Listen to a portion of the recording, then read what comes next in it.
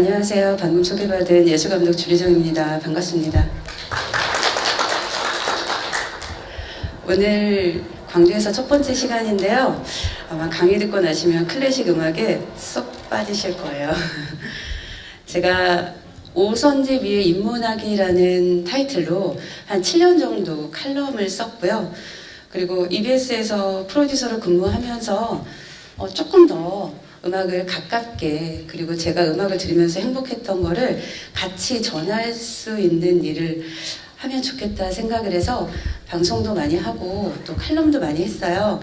지금은 개인 팟캐스트를 운영 중입니다.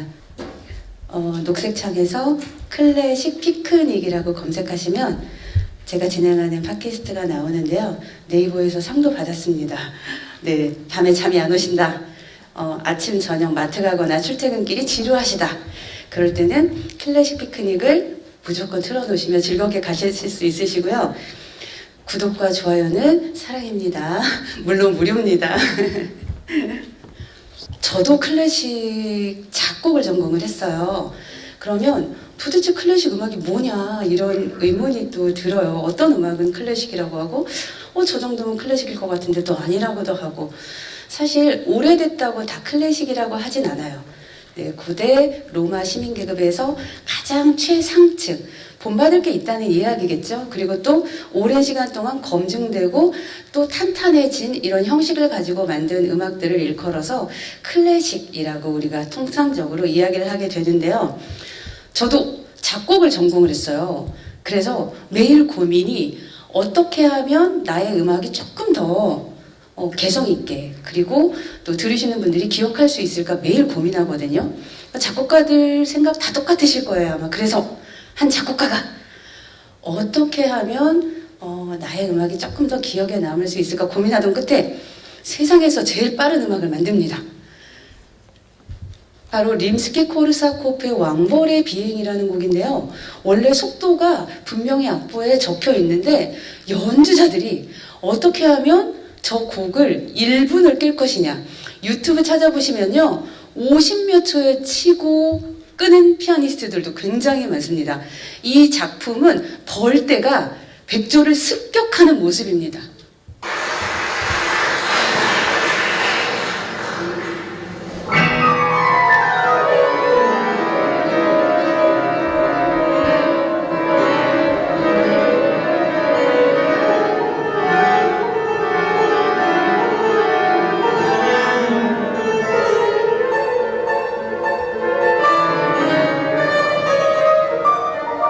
빨리 돌린 거 아닙니다. 정속도로 지금 치고 있는 거예요.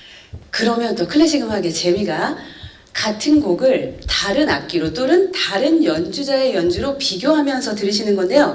어떤 게 더 벌떼 같은지 한번 비교해 보세요. 첼로 장한나입니다.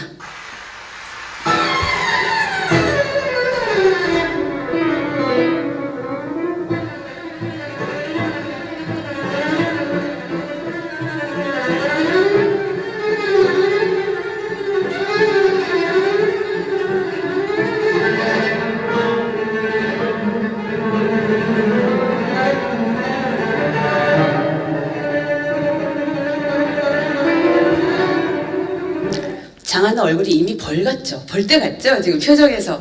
이래서 연주를 직접 가서 봐야 된다니까요. AI가 아무리 연주를 정확한 속도와 템포로 친다 하더라도 사람이 오늘의 이 감정이나 피드백에 따라서 연주를 하는 거하고 완전히 다르거든요. 그렇다면 세상에서 제일 이상한 클래식 음악, 이 곡 들으시다가 너무 감동받으시면 안 됩니다. 존 케이지의 4분 33초입니다.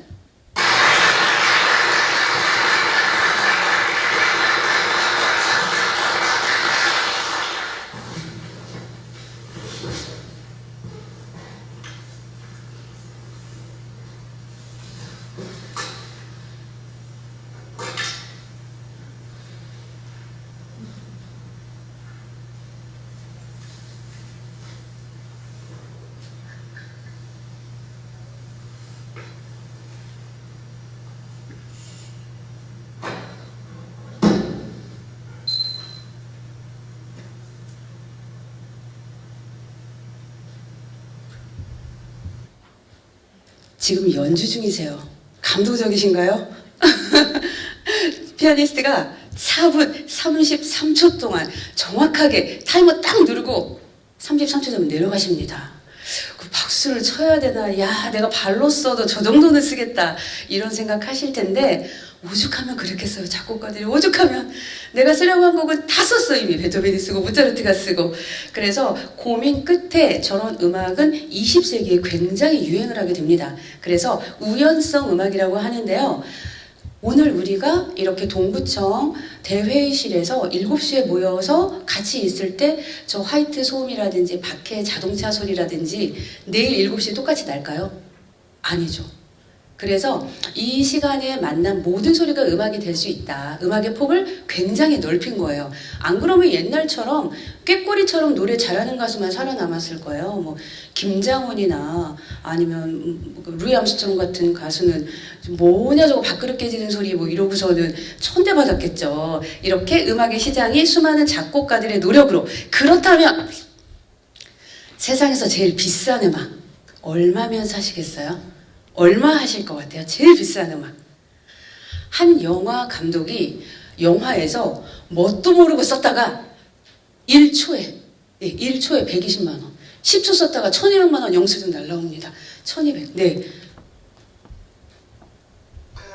네, 패션왕 주원은 결국 부를 수가 없었고요. 강지원은 멋 모르고 불렀다가 뒤늦게 1200만 원이라는 벌금을 내야 했던 그 노래. 바로 우리에게는 생일 축하합니다로 잘 알려진 생일 축하 노래 얘기입니다. 그동안 너무 비싼 저작권 때문에 영화나 방송에서는 듣기 힘들었던 이 생일 축하 노래 저작권이 풀렸다고 합니다. 이 곡은 지난 1935년 한 출판업자가 악보를 등록하면서 저작권이 발생했는데요.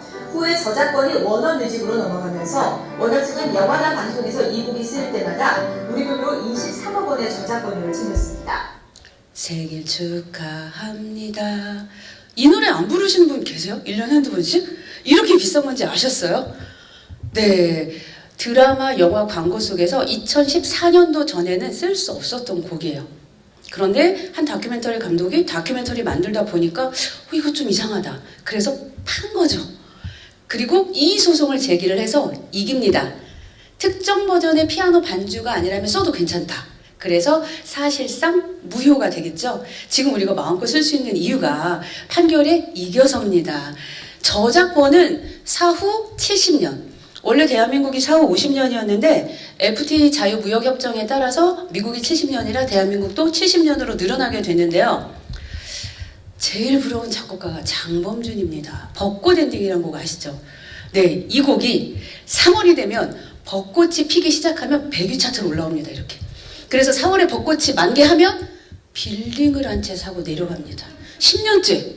부러워요. 네, 10년째. 그리고 벚꽃 엔딩이 내려가면 그 다음에 여수 밤바다가 또 올라옵니다. 여름 내내 또 빌딩을 사고 또 내려가고. 그래서 네, 제일 부러운 작곡가입니다. 그러면 여기서 우리 또 궁금한 점이 생기잖아요. 도대체 이 저작권료로 대한민국에서 돈 제일 많이 버는 사람이 누구냐? 바로 이 분이에요. 화면에 보이는 가수는 BTS입니다. BTS가 전 세계에 이렇게 히트를 치고 다니는데 BTS의 작곡가 수억 벌었겠죠. 이렇게 생기셨어요. 네, 참하게 생기셨죠.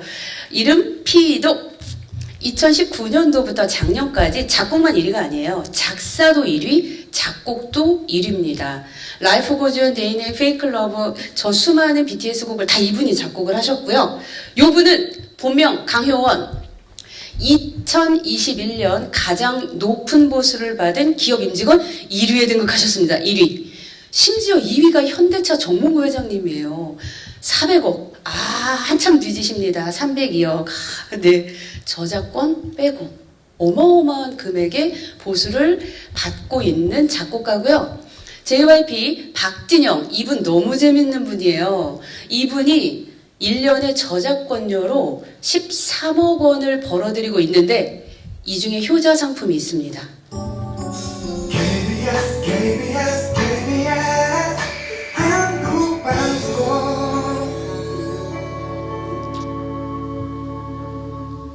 하루에 몇 번 나올까요? 시작하기 전에 끝나고 나서 KBS 1TV, 2TV, 드라마 채널, 스포츠 채널, 라디오. 이 곡을 부른 가수는 비입니다. 비에게도 네, 저작 인정권이 갑니다. 아마 이 곡이 자기를 먹고 살게 해줄 거라고 꿈에도 몰랐을 거예요. 곡 쓰는데 10분도 안 걸렸대요. 그때 너무 바쁠 때 KBS에서 의뢰해가지고 바쁜데 이런 것도 시키고 그랬다가 진짜 옆에 뒤에 앉아가지고 이렇게 해서 갖다 준 게 지금 건물 유지한다는 소문이 있을 정도입니다. 13억 원 저작권. 본격적으로 작곡가들의 이야기를 하려고 하는데요. 바로크 시대 하면 우리가 음악의 아버지 바흐 이렇게 먼저 외우고 음악의 어머니 핸델 이렇게 외웠단 말이죠. 그런데 이 핸델이라는 작곡가가 21세기가 들면서 뭐 융합시대니 4차 산업혁명 시대니 그러면서 완전히 부각되고 있어요. 이분 법대 오빠세요. 법대 출신 인문학도에서 어떻게 CEO로 성공을 했는지 그의 삶이 어땠고 도대체 핸델의 작품이 왜 사랑받고 봉준호 감독은 핸델의 작품을 왜 좋아하는지 그 이야기를 해드릴게요. 일단 이분 너무 재밌으신 분이에요. 월급을 200파운드 제가 계산해보니까 당시 8천만 원 그러면 보너스가 200파운드니까 1억 6천만 원 그쵸? 그런데 여기서 대단한 점은 겸직 가능. 왜 대단하냐면 급여를 주면 그 시간도 주인 거예요. 어디 딴 데 가서 투잡을 뛰어요. 말도 안 되는 거죠. 주인의 허락 없이는 남에게 곡을 쓸 수도 없는 시절을 살았는데 겸직 가능. 굉장히 파격적인 대우를 받았고요. 이분이 오페라를 올리는데 귀족들의 돈을 받아서 올리면 PPL이 난무합니다.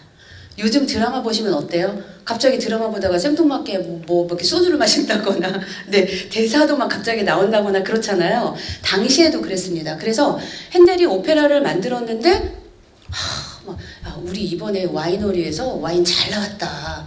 와인을 갑자기 마시라고 한다거나 아니면 뒤에 배경에다가 우리 가문의 문장을 띄워달라고 한다거나 머리가 아프죠 작곡가는 내용이 산으로 가니까 고민에 빠진 핸델이 아니 그러면 투자자를 내가 직접 모아서 나의 의견을 같이 할 수 있는 투자자와 함께 하면 되지 않나? 그래서 사보이 호텔 같은 데 이렇게 모아놔요. 그리고 여러분 배를 띄워서 귀족이 아닌 부르주아지들이 돈을 제일 많이 벌었던 방법이 두 가지인데요. 첫 번째는 세금을 걷어요. 지금 지로용지가 어디 있어요? 당시에 스마트 뱅킹이 어디 있어요? 일단 걷어요. 돌아다니면서 너 농사 땅 이만큼이니까 너는 10섬 너는 몇 섬. 그렇게 나라에 갖다 바치고 프로테이지를 가지고 가는 사람이에요. 세리. 그리고 또 하나는 거상들이었습니다. 무역업의 거상들. 그러면 여러분 배를 띄워서 저기 중국 가서 비단 가지고 오고 인도 가서 홍차 가지고 오고 스리랑카 가서 향신료 가지고 오는데 배가 난파될 수도 있고 해적을 만날 수도 있지 않습니까? 그런 모험 하시겠습니까? 제 오파라에 투자하시면 2년이 아니라 한 번 돌아서 오는데 2, 3년 걸리죠? 2달이면 10배를 벌어드리겠습니다. 이렇게 홍보를 하는 거예요. 그래서 직접 투자자를 받아서 무대에 올립니다. 완전 벤처 사업가죠.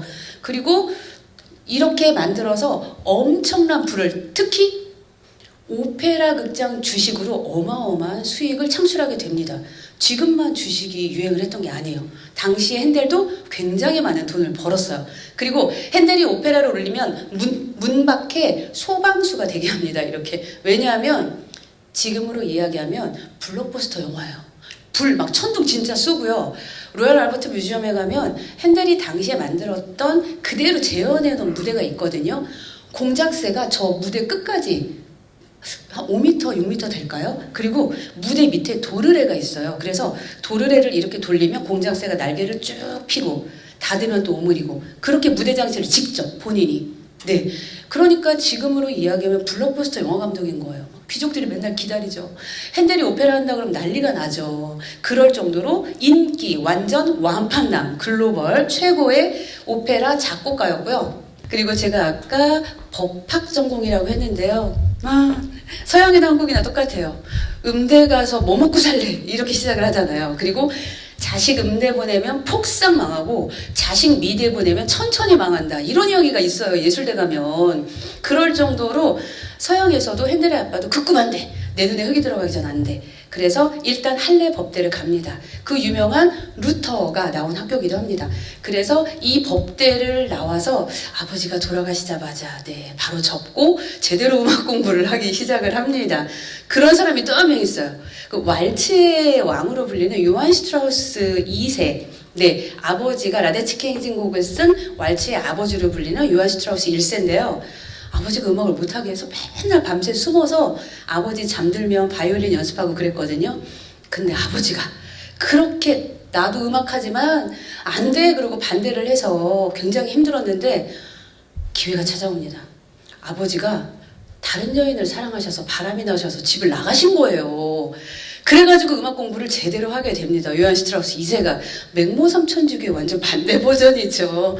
그렇게 성공한 음악가도 있는데 우리 봉준호 감독이 아카데미상을 거머쥔 기생충의 하이라이트 장면에 사용한 곡이 바로 핸델의 곡입니다. 핸델의 오페라 로델린다 속의 미오 카로벤의 내 사랑하는 이여라는 곡인데요. 봉준호 감독은 이 곡을 왜 썼을까? 그런 의문이 또 들잖아요. 하고 많은 곡 중에 바로크 시대를 한마디로 정리하면 대비, 네, 그리고 화려, 장식이 굉장히 많아요. 고전 시대는 절제, 형식, 비율이거든요. 고전 시대 음악 들으시면요, 심하다 싶을 정도로 엔딩이 강합니다. 빰빰 빰 빰빰빰 빰빰빰빰빰빰빰빰빰빰 빠밤 빠밤 빰빰 이 고전 시대 이렇게 엔딩만 끝난다 싶으면 또 하고 또 하고 완전히 다 끝날 거야. 그런데 19세기로 넘어가면 언제 끝났지? 박수 언제 쳐야 될지 몰라요. 작곡가들마다 다 다르기 때문에. 그런데 그 앞전인 바로크 시대로 가게 되면 솔 하나에 음이 더 많아요. 따리라리라리라리라란 빠밤 이러면 바로크 시대 음악입니다. 그래서 크고 작은 대비가 굉장히 강해서 그때 유행했던 곡이 콘체르토, 협주곡.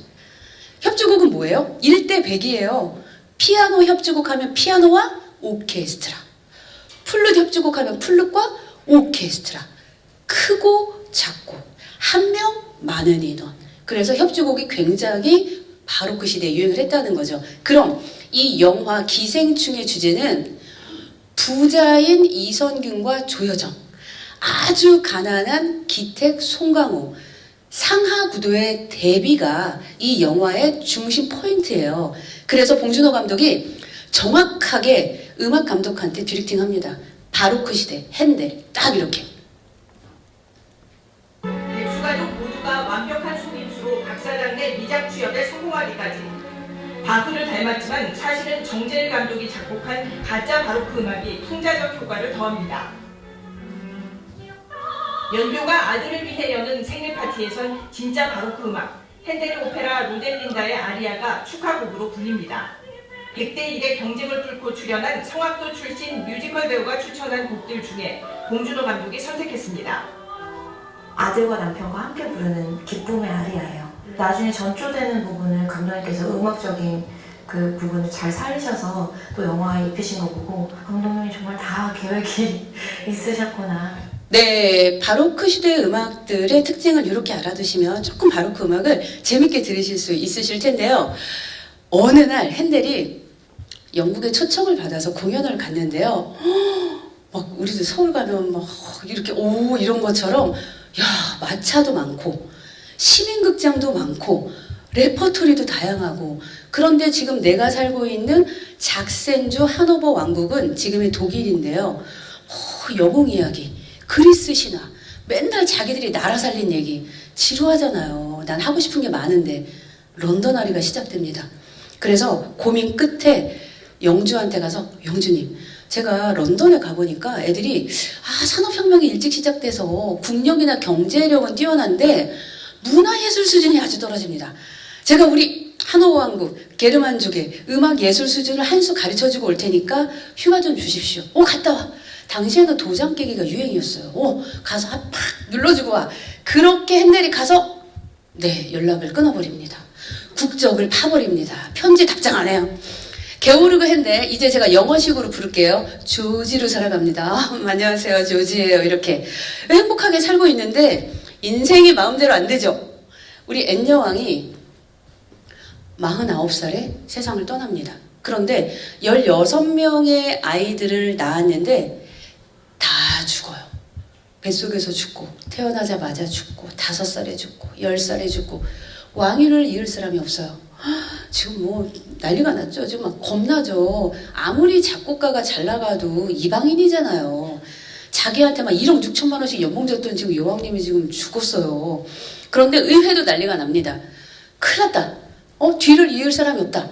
전 유럽의 시집 장가간 앤여왕의 혈육을 찾아갖고 와라. 드디어 앤여왕의 혈육이 오게 되는데 요분입니다. 요분은 아까 우리 핸델이 버리고 하노버 왕국의 왕이 조지 1세로 등극해서 오셨어요. 이제 블랙리스트 1번. 눈물이 앞을 가립니다. 지금 큰일 났어요. 그런데 처세의 달인 핸델, 여기 지금 작은 배 보이시죠? 자기가 벌어놓은 사비를 다 털어서 배를 사고 뱃사공을 사고 연주자들 한 명당 10만 원만 줬다고 해도 얼마를 썼겠어요. 10만 원씩 한 20명이면 200인데 10번 연습하면 2천만 원이에요. 그쵸? 이렇게 우리 조지 1세가 템즈강에서 귀족들과 함께 물놀이를 한다는 이야기를 듣고 곡을 써내려갑니다. 절대 무너질 핸델이 아닙니다. 곡을 써내려가서 왕의 주변을 빙글빙글 돌면서 서라운드로 연주해줬던 바로 그 곡, 워터뮤직.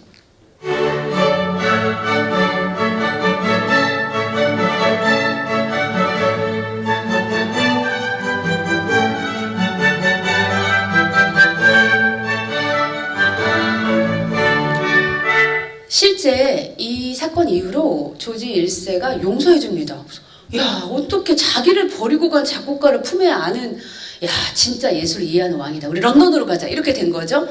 영국 출신 작곡가는 거의 없어요. 바로크 시대는 진짜 없어요. 그런데 대부분의 작곡가들의 전기를 보잖아요. 그럼 거기 뭐라고 써 있냐면 런던 코벤트 가든에서 초연. 모든 작곡가들의 꿈은 런던 코벤트 가든이에요. 프랑스 오페라 극장이 아니라. 그 이야기는 음악 시장으로서, 마켓으로서 굉장히 급부상한 거죠.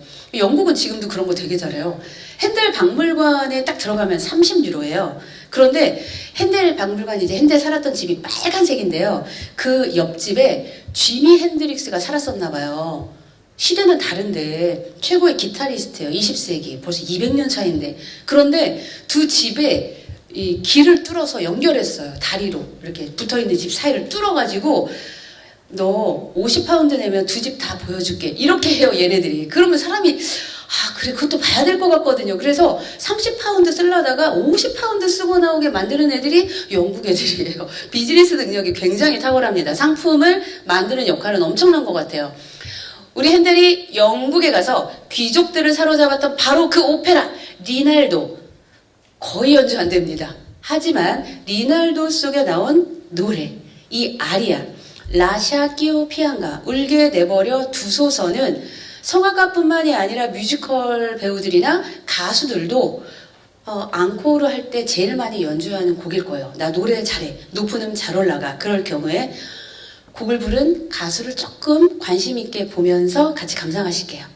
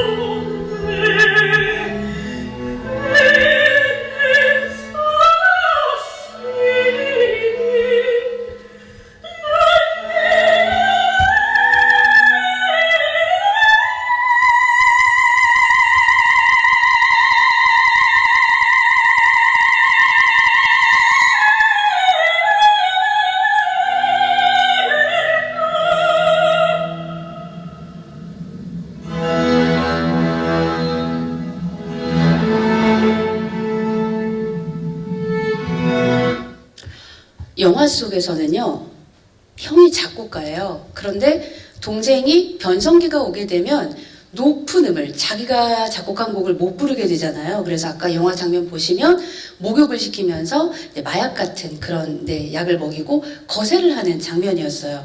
이렇게 소프라노 음역을 내기 위해서 변성기가 오기 전에 남자 아이들을 거세를 해서 높은 음역대의 노래를 부르게 한 그런 성악가를 카스트라토라고 합니다. 그런데 아마 우리나라에서 내시로 들여보내는 거랑 비슷하지 않았을까요? 귀족으로 태어나지 않은 가난한 집의 아들로 태어나서 등 따시고 배부를 수 있는, 어찌됐든 귀족의 궁궐로 들어가면 굶지 않잖아요. 그쵸?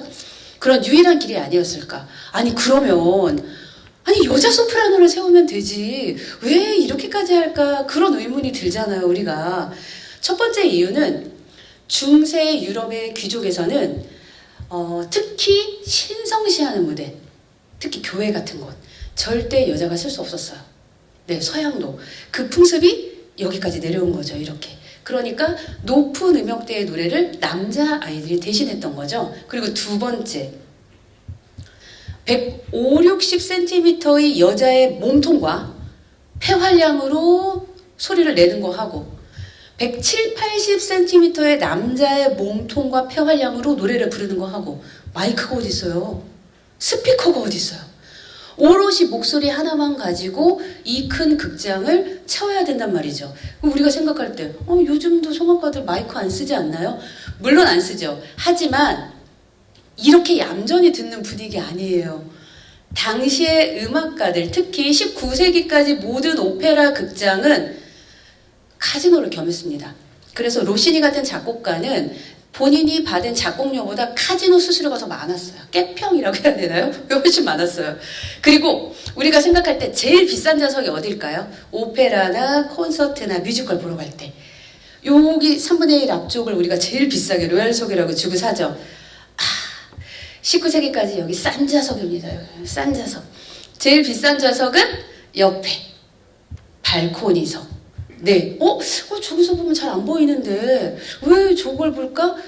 이 사람들은 음악회 보러 오는 게 아니에요. 이 발코니석은 당시에 분양했습니다. 지금 오피스텔을 분양하는 것처럼. 그래서 야 301호로 와 내일 이렇게 만나서 밥도 먹고 와인도 먹고 그러다가 뭐 커튼 같은 거 내리고 은밀하게 사생활도 즐기고 자기들의 놀이터였어요. 일종의. 그런데 거기에 음악이 빠질 수 없죠. 인간 멜론, 인간 멜론. 하루 종일 노래 부르는 거예요. 그래서 여자의 체력으로 쉽지 않았던 거예요. 카스트라토가 훨씬 인기가 많았던 거죠. 이렇게 잘 나갔던 카스트라토와 함께 엄청난 인기를 누렸는데 또 망합니다. 왜 이렇게 굴곡이 많은지 모르겠어요. 또 망해요. 시대가 바뀌었어요. 시대가 바뀌어서 오페라를 올렸는데 이제 부르주아지들이 야야 그 귀족들이 본다는 오페라 좀 우리 보러 가자. 그리고 다 갔죠. 그런데 일단 첫 번째 이태리 말이에요. 제2외국어. 우리 자막 없이 외국 영화 본다고 생각해 보시면 답답하죠. 5시간이 아니라 5분도 못 봐요.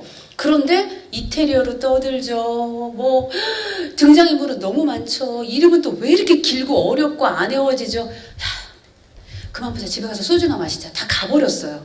그럼 아까 투자자 받아서 지금 무대에 올렸는데 티켓이 안 팔리잖아요. 쫄딱 망합니다.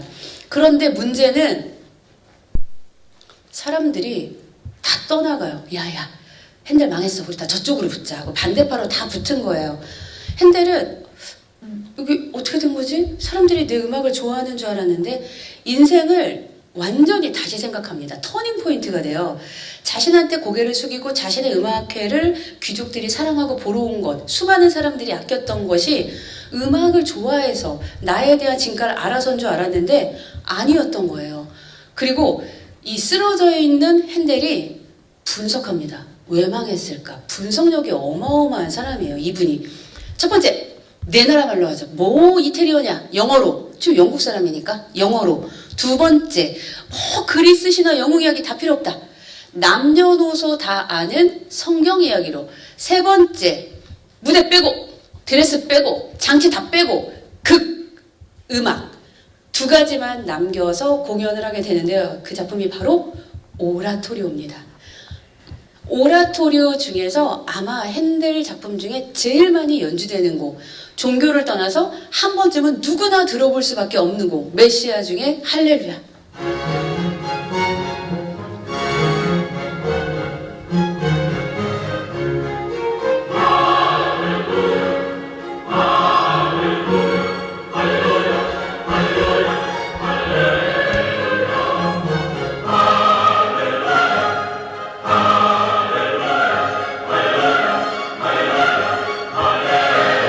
네, 이렇게 다시 한번 일어난 핸델은 그냥 그때만 생각한 게 아니고요. 인생이 완전히 바뀝니다. 그래서 지금 공연했던 이 작품을 영국 최초의 공공고아원인 파운들링 고아원에서 초연하고 그리고 그때 받은 모든 수익금을 고아원에 기부합니다.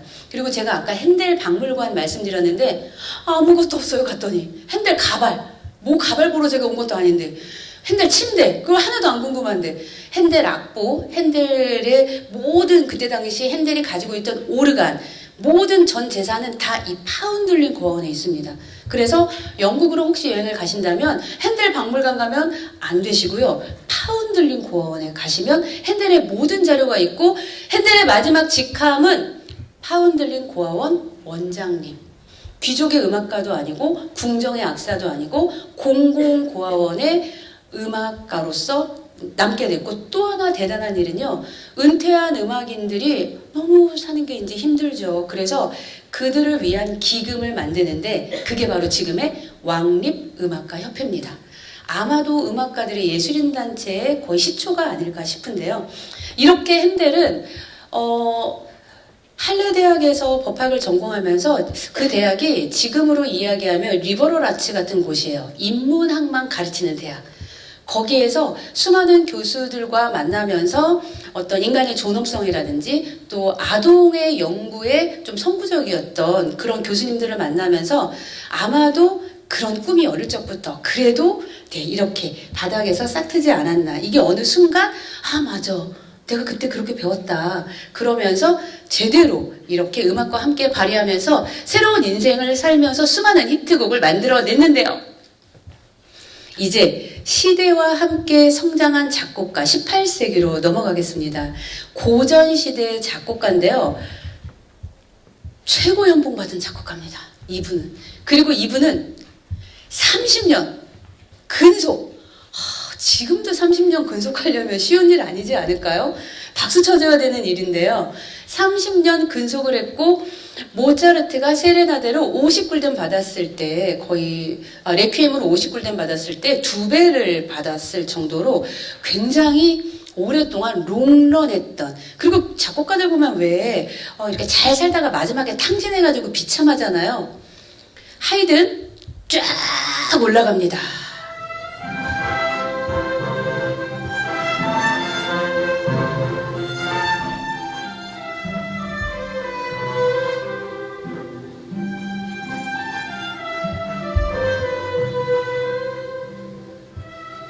아마도 교과서에 가장 많은 곡이 수록된 작곡가일 거고요.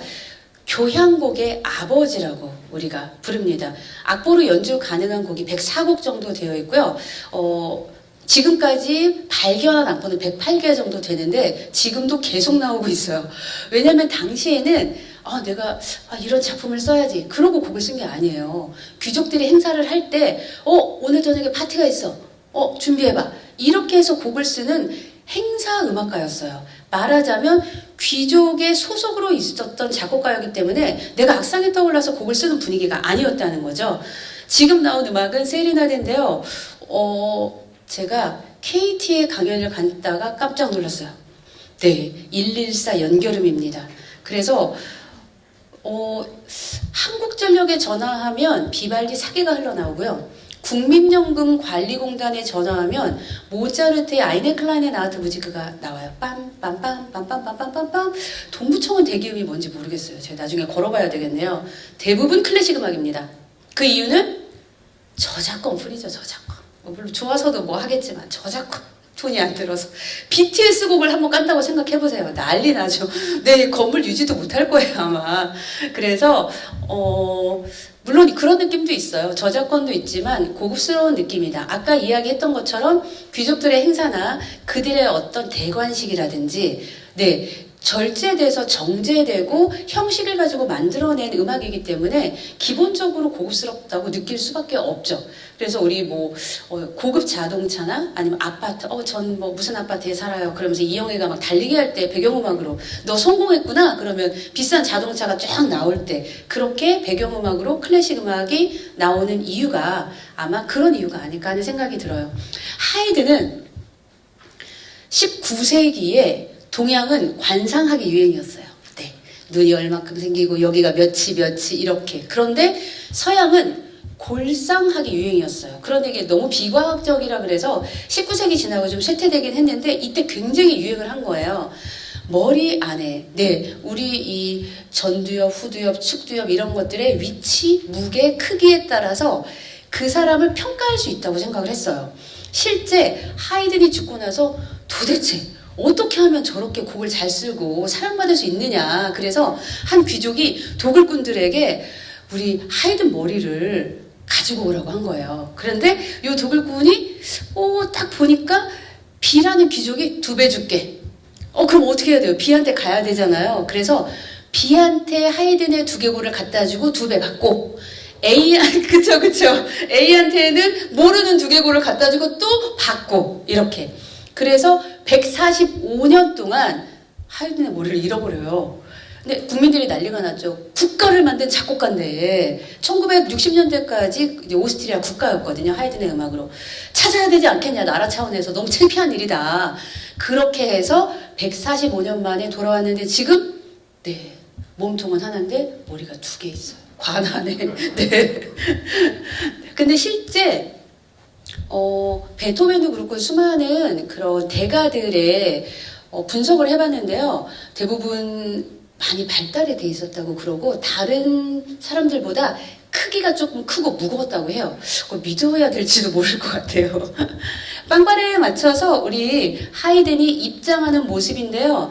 이제 최고의 마켓인 런던에 가서 히트를 치고 다시 돌아와요. 비엔나로. 난리가 나죠. 야, 우리 귀족들이 우리 하이든 보러 가자고. 그래서 지금 완전히 문정성실을 이렇게 이룰 정도로. 그리고 작곡가들도요. 당시에 작곡을 공부하는 학생들이 밖에서 들어요. 이렇게 밖에서. 그리고 듣고 악보를 어떻게 구해요? 지금처럼 유튜브 치면 나와요. 악보가? 평민들은 음악을 들을 수가 없어요. 거의. 교회에 가거나 아니면 귀족한테 초청을 받아야지 저런 오케스트라 음악을 들을 수 있는 거죠. 심지어 당시 오케스트라 단원들도 악기는 귀족 거였어요. 자기 개인 악기가 없었거든요. 그러니까 대부분의 음악가들이 하이든 선생님 음악 한 번만 듣고 싶은데 창밖에서 듣고 악보를 이렇게 따서 적는다고 우리가 표현을 하거든요. 체고한다고 하는데 제가 아르바이트 했던 생각이 나네요. 대학교 다닐 때 보통 악보 한 장을 연필로 그려주면 그때는 사보 프로그램이 그렇게 막 대단히 유행할 때가 아니었어요. 그러면 일일이 오케스트라 악보를 바이올린 악보 따로 비올라 악보 따로 다 그려줬어요. 손으로. 그런데 그때 엄청나게 돈을 많이 주는 짭짤한 아르바이트가 노래방 악보 만드는 거였어요.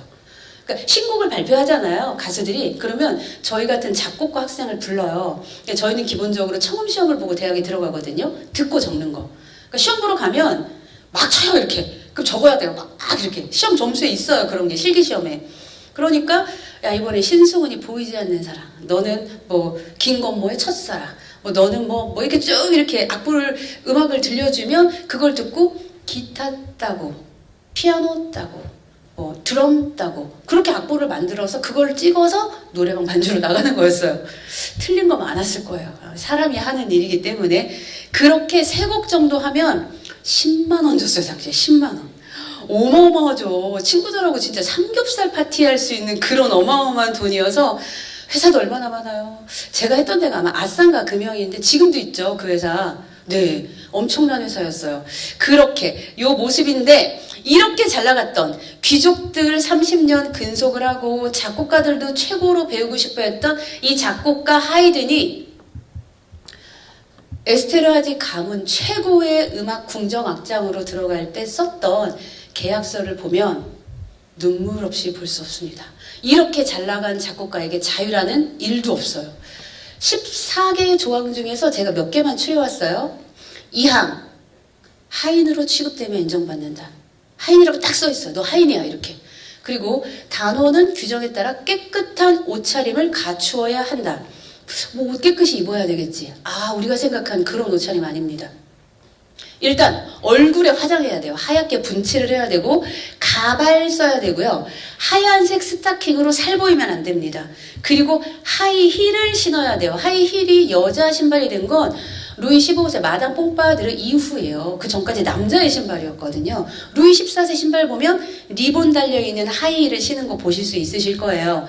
그리고 자켓은 무릎까지 내려오고 반바지에 잠금 단추.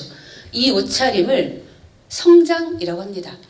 보통 정장입고와 이런 얘기 많이 들어보셨죠? 정장보다 한 단계 위에 극존칭의 대상을 아련하기 위해서 입은 가장 아름다운 옷. 이 옷차림을 성장이라고 하는데요. 안타깝게도 이 옷차림은 에스테르 하지 가문의 하인 복장입니다. 365일 이 옷 입고 있었어요. 다른 분들도 다 이렇게 입고 계시죠? 똑같이. 네, 휴가도 없어요. 그 14개 조항이 휴가 없다고 써 있어요. 사항, 영주가 하라고 한 곡만 써야 한다. 시간이 남아더라도 다른 곡을 쓸 수 없다. 네, 그러니까 핸델이 얼마나 파격적인 대우를 받았는지 우리가 상상해 볼 수 있죠. 5항, 이게 엄청납니다. 점심 다 먹고 나서 저기 영주님 오늘은 어떤 행사가 있으신가요? 부부 동반 동창 모임이다. 화려한 곡을 준비해라. 그럼 그때부터 하이든 뭐 하죠? 그렇죠. 곡 써야죠. 곡 써야죠. 지난주에 썼던 곡을 이번 주에 갖고 오면 내가 너한테 주는 월급이 얼마인데 너 지금 노냐? 그러겠죠. 곡을 써야죠. 곡 쓰면 끝날까요? 아니죠. 그쵸. 단원들한테 악보를 줘야 돼요. 난리 납니다. 단원들 막 틀리면 어떡해요. 막 악보 빨리 달라고 지금 막 이렇게 기다리고 있죠. 이거를 매일 저녁, 심지어 주말에는 오페라. 무대, 배우까지 있어요. 대사까지. 오페라. 그거를 30년. 그리고 또 대단한 점이 이 악기 관리, 악보 관리, 그리고 단원 채용, 단원 교육, 행정 업무를 완벽하게 했어요. 사실 작곡가들이 베토벤, 모차르트, 브람스, 슈베르트 다 비정규직이에요. 정규직이 어디 있어요. 근데 귀족들이 볼 때는 물론 본인들도 작곡은 한다 치지만 자기가 원하는 작곡을 할 수 없죠. 그리고 또 하나는 그들이 원하는 것만 해야 되지만 행정 업무가 너무 어려워요. 단원 채용, 단원 교육, 악기 관리 이런 것들이 그래서 본인들도 힘들어했지만 귀족들이 볼 때 베토벤 자기 맘대로 할 것 같고 모차르트 막 출근 안 할 것 같고 브람스 고루할 것 같고 슈베르트 어두울 것 같고 내 행사에는 안 맞는 거죠. 그들이 바라봤을 때는. 그래서 어떤 작곡가들이나 평론가들은 저 하이든 너무 좀 얌체 아니냐. 귀족들 비유 맞춰가면서 자기는 잘 먹고 잘 살고. 그런데 하이든이 가졌던 이 수많은 힘이라면 힘이랄 거 가지고서 많은 제자들과 후배 작곡가들에게 길을 많이 열어줬어요. 무대에 10번 쓴 사람하고 100번 쓴 사람하고 천지 차이죠. 바이올린 내 악기도 없는데 한 번 연습한 거랑 100번 연습한 거랑 다르잖아요. 그런 역할들을 시대에 발맞춰서 수능에 가면서 예술의 폭을 넓힌 분이에요. 이분은. 그리고 마지막 14항이에요. 영주는 만족할 만한 근무가 안 될 때 언제든지 해고할 수 있다. 네. 그러니 내가 아무리 쓰고 싶은 곡이 있어도 영주가 원하는 곡을 써야 됐단 말이죠. 그러던 당시 우리 집 와인 농사 잘 졌다. 네 월급 10배다. 와인으로 가져가라. 뭐 이렇게 주고. 네. 그런데 안타깝게도 에스테르하지 가문의 니콜라우스 후작만 그랬던 게 아니고 18세기까지는요. 19세기 초반까지도 그랬을 거예요. 네. 현금 대신 현물로 급여를 주는 게 아무렇지도 않은 일이었어요. 좋으면 받았어야 돼요. 물론 뭐 와인이 당시에는 수도공사가 제대로 막 라인강이 돼 있는 게 아니었기 때문에 그게 물이 그렇게 깨끗하거나 그러지 않아서 애기들도 와인을 마셨어요. 그러니까 생활 필수품이긴 하지만 그래도 현금을 줘야 휴대폰 값도 내고 마트도 가죠. 그쵸? 중고마트에서 와인을 반잔씩 팔 수도 없고. 그러던 어느 날 아까 제가 말씀을 드렸던 귀족들의 지금 모습 보이시죠? 야 때려쳐 이렇게 하고 집어던지고 마음에 안 들면 이렇게 경청하면서 듣는 분위기가 아니었다는 이야기죠. 인간 멜론들이 앞에서 이렇게 연주를 하고 있고 그러던 어느 날 하이든이 곡을 썼는데 떠들죠. 막 싸우고 자기들끼리 올라가죠. 너무 속이 상한 거죠. 졸죠. 그래서 아주 작게 음악을 시작했다가 빵 하고 터지는 그런 유머러스한 곡을 작곡을 하는데요. 귀족들한테 일침을 날린 이유도 있고 또 하나는 당시 신의 작곡가들이 막 올라올 때예요. 근데 외국 가서 공부를 하고 돌아와서 비엔나는 굉장히 보수적이었거든요. 악기도 발달하니까 만약에 피아노 소리가 4T15까지 됐다면 4TCC15까지 연주 가능할 정도로 악기는 막 개발했어요. 우리도 새로 나온 스마트 기기들 따라가기 되게 어렵잖아요. 근데 애기들 보면 뭐 그냥 이렇게 하는 것처럼. 그래서 위기의식을 느껴요, 하이든이. 아, 어떻게 하면 독특한 곡을 쓸 수 있을까? 작곡가들 매일 고민이에요. 그렇게 고민한 흔적이 일기장에 있어요, 그 즈음에. 그래서 대략 두 가지로 우리가 평가를 하게 되는데요. 바로 94번 놀람교향곡입니다.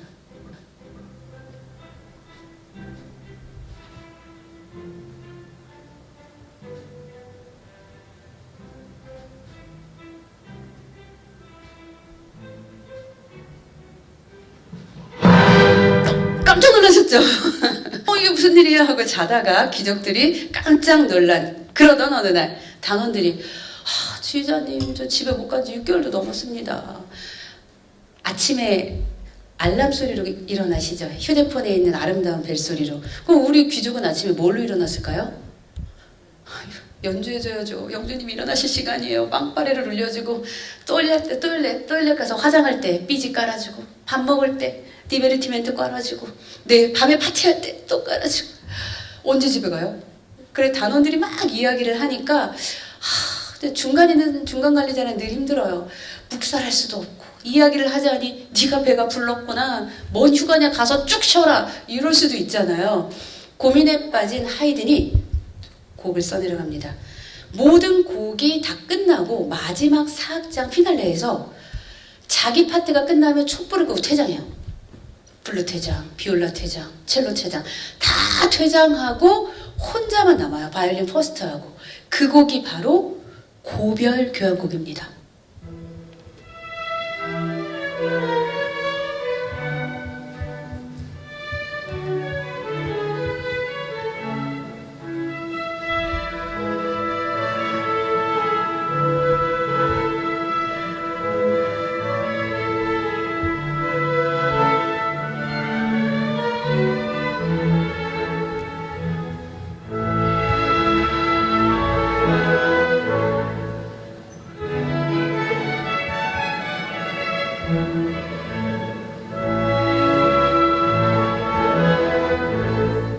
네, 이렇게 모두 퇴장하고 나니까 우리 니콜라우스 후작이 그들이 쉬니 나도 쉴 때가 됐구나 하면서 휴가를 줬다는 훈훈한 이야기입니다. 18세기에는 음악가들만 권력의 이 지위가 있었던 게 아니에요. 악기도 지위가 있었어요. 네, 1등 악기는 피아노. 왜냐하면 손가락 10개로 8옥타브에 달하는 곡을 쫙 쳐대죠. 그러면 귀족들한테 의뢰를 받은 작곡가 입장에서 뭔가 많이 보여줘야 그 다음 일이 또 들어오죠. 그런데 이따만한 크고 거친 막 트럼본 이런 걸로 빵빠레 몇 번 울리면 다시는 의뢰가 안 들어오죠. 그래서 귀족들의 음악이 소비를 하는 대상이 귀족들이었기 때문에 작곡가들 입장에서는 뭔가 많이 보여주는 가성비 높은 악기를 찾을 수밖에 없어요. 그렇게 첫 번째로 많이 쓴 음악 역사상 가장 많은 악기가 그래서 피아노 작품이 제일 많을 거예요 아마. 그리고 바이올린, 그리고 높은 소리를 내는 목관악기 플룻. 그러면 바이올린도 높은 음역대의 악기고 플룻도 높은 음역대의 악기인데 왜 플룻이 바이올린보다 미칠까 하는 의문이 들잖아요. 세상에 입이 두 개인 사람은 없어요. 화음을 낼 수가 없어요. 도미, 솔을 동시에 내려면 플루티스트 3명 필요해요. 가성비가 떨어지잖아요. 그리고 악기도 안정되지 않아서 처음에 그 플룻곡을 작곡해달라고 모차르트한테 의뢰했을 때 모차르트가 굉장히 무시했어요. 그 악기도 아니라고 막 이러면서. 그렇게 안정을 찾을 때까지 굉장히 오랜 시간이 걸렸고 피아노 같은 경우도 베토벤이 살았던 시절까지만 해도요. 베토벤이 피아노 연주를 하고 나면 줄이 반이 끊어졌어요. 소리도 굉장히 작았어요. 오죽하면 프란츠 리스트가 피아노 뚜껑을 이렇게 열어서 옆으로 돌렸겠어요. 모든 악기는 앞에 보고 연주하잖아요. 그쵸? 이렇게 피아노만 옆으로 연주를 하는 이유가 뭐 잘생긴 얼굴을 보여주려고 그랬다. 뭐 그런 이유도 있는데 그렇다면 피아노 뚜껑을 이렇게 열고 이렇게 앉는 사람은 못 보셨죠? 뚜껑이 절로 가는 경우는 없어요. 이렇게 소리를 울려서 반사판의 역할을 해서 예술의 전당 가면 나무로 이렇게 쭉 양쪽으로 되어 있죠. 소리가 서로 이렇게 반사돼서 잘 나올 수 있도록 이렇게 반사판의 역할을 해서 객석으로 가라고. 그래서 피아노 같은 경우에 당시 근데 지금은 어때요? 그 피아노 줄로 연기할 때 액션 연기할 때 왜 날아다닐 때 배우들 몸을 묶는 게 피아노 줄이에요.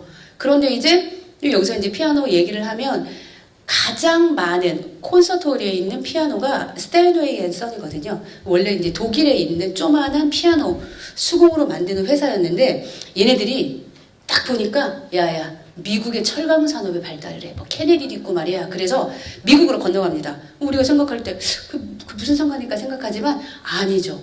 튼튼하게 만들 수 있는 현이 필요했던 거죠. 그래서 미국으로 건너가서 자식들과 함께 스타인웨이 앤 선이라고 메이커를 만들고 광고를 해요. 라흐마니노프라는 최고의 피아니스트가 우리도 보면 골프 대회 할 때 옆에 뭐 막 이렇게 붙어 있죠. 모자에 이렇게 네 스포츠 선수들 막 붙어 있잖아요. 회사 로고들 그런 것처럼 스타인웨이를 올릴 때마다 라흐마니노프가 올라가서 스타인웨이를 피아노로 연주하겠습니다. 그리고 연주를 하는 거죠. 이렇게 그러면서 완전히 급부상하게 돼요. 그렇게 마케팅도 당시에도 대단한 이런 회사들이 또 많았던 것 같아요. 그리고 제일 밑에 있는 저음악기, 낮은 소리 악기, 그리고 크고 거칠어서 빨리 움직일 수 없는 금관 악기들은 아무도 곡을 써주지 않았어요. 완전 저 바닥에 있게 되는 거죠.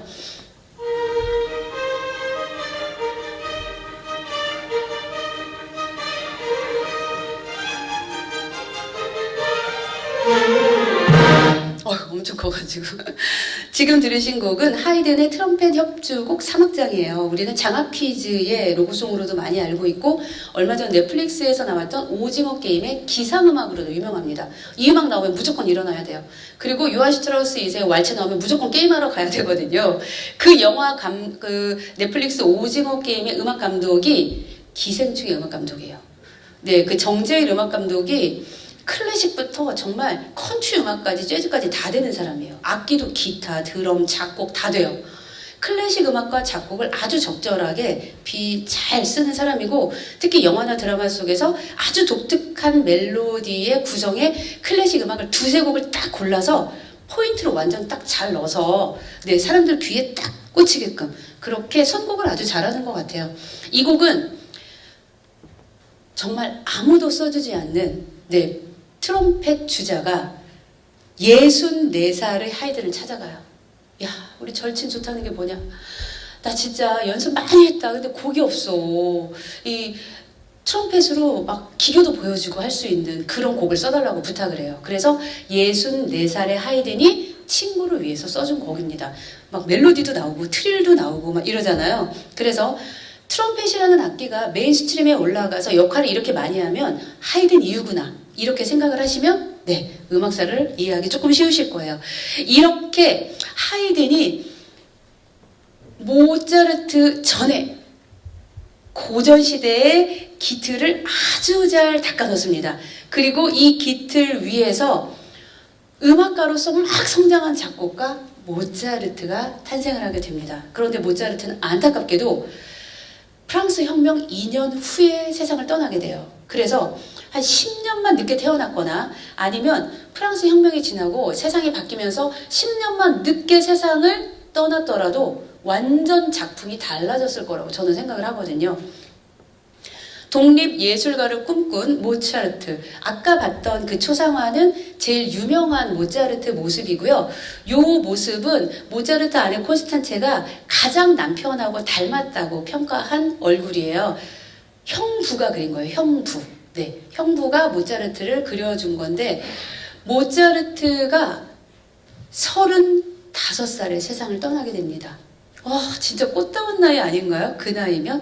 그런데 아까 우리 하이든이 70이 넘게 살면서 700곡을 넘게 썼는데 모차르트는 반도 못 살았어요. 35살까지밖에 못 살았는데 620곡을 썼어요. 일을 너무너무 많이 했어요. 그래서 35살까지 짧은 생을 살면서 요절한 첫 번째 이유에 저는 과로를 뽑고요. 그리고 두 번째는 5살 때부터 연주여행을 다닙니다. 35살까지 사는 동안 인생의 3분의 1을 길에서 살아요. 길에서. 아기가. 모차르트가 보낸 편지를 보면 오죽한 마차를 빌렸겠어요. 서스펜션이 어딨고 가죽 의자가 어딨어요. 나무 의자. 그죠? 렌트를 그렇게밖에 못하는 거예요. 그러니까 아스팔트가 어딨고 KTX가 어딨어요. 그러면 이 산길을 돌멩이를 쿵쾅쿵쾅. 그래서 모차르트의 편지에 엉덩이가 짐을 넣어서 고름이 떨어져서 이렇게 아기가 엉덩이를 들고 있다라고 이제 다도 아프다 이렇게 쓸 정도로. 그리고 키가 저보다 작아요. 155. 그러면 집에서 나올 때는 뭐 음식 싸갖고 나왔겠죠. 냉장고가 어딨어요. 하루 이틀이면 다 먹죠. 아빠 배고파요. 저 산을 하나만 넘으면 이제 주막이 나올 거야. 아빠가 그러겠죠. 쫄쫄 굶고. 그래서 제때 못 먹고 못 컸을 것 같아요. 그렇게 또 인생의 건강을 위한 것들을 제대로 못했고, 그리고 세 번째는 나는 발라드를 좋아하는데 귀족이 자꾸 락 음악을 작곡해서 납품하라 그러면 평생 락만 써야 돼요. 어디 안 팔리잖아요. 먹고 살아야 되면 팔릴 수 있는 곡을 써야 되는데 내가 쓰고 싶은 곡을 쓰면 처자식이 굶어 죽어요. 귀족이 원하는 곡은 내가 원하는 곡은 아닌데 평생 써야 되는 거죠.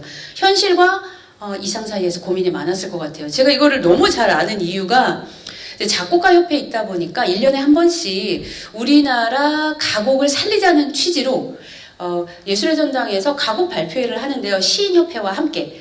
그러면 시인협회에서 시인 선생님이 시를 써주면 그 시를 받아다가 곡을 써서 이제 성악가들이 노래를 불러서 무대에 올리는데, 제가 작년에 받았던 내용이 그 사모곡에 대한 내용이었어요. 그러니까 어머님에 대한 사랑.